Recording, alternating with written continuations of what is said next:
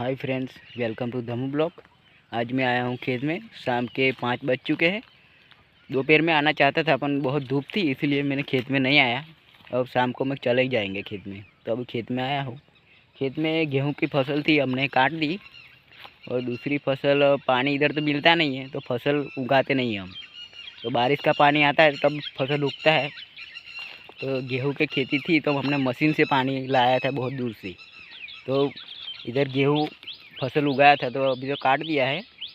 और खेत में आके पता चला कि इधर हमने कुआँ जो मशीन से खुदाई के पानी निकाला था कुआँ, तो बारिश का पानी, बारिश हुआ था तो बारिश का पानी कुआँ में भर चुका है फुल। आपको दिखाता हूँ मैं, चलिए।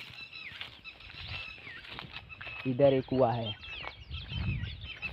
पूरा बारिश का पानी इधर भर चुका है यार। ये आप देख सकते हैं एक कुआँ, ये पास से दिखाता हूँ। ये देख सकते हैं, ये कुआँ पूरा पानी से भर चुका है। ये आप पीछे देख सकते हैं, पूरा कुआँ पानी से भर चुका है। तो पानी की अभी तो कमी नहीं है, पूरा कुआँ में से पानी आ गया ऊपर। पानी तो नहीं था, पूरा कुआँ सूख गया था तो पानी आ गया फुल।